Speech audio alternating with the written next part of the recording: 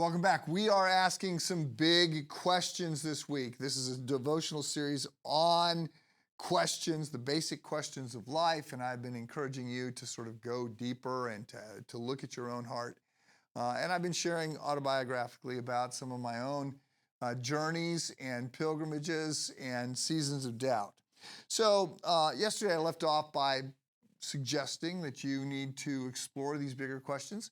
Let me note that I was a college pastor for 8 years, and we used to joke back then that only 5% of students think, 15% think they think, 80% would rather die than think.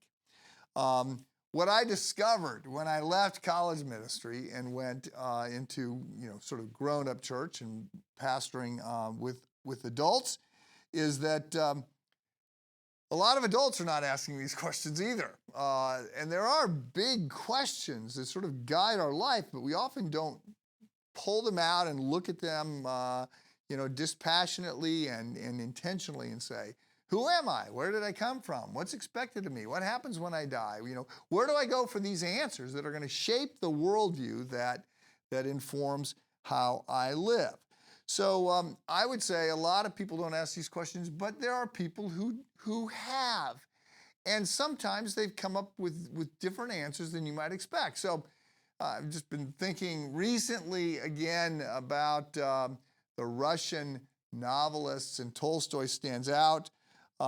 He wrote Anna Karenina and War and Peace, and he spoke about this. He had rejected the faith that he grew up with, Christianity. He rejected this when he became a young man, and he went into St. Petersburg and Moscow and lived the fast life, wine, women, and song, sleeping around, all of that.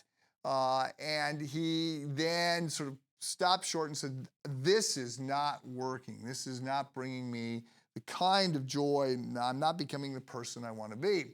So he decided that what would help him was to have money. So this is a common theme in many people's lives. Tolstoy actually came from money, but he set out to have a lot more money.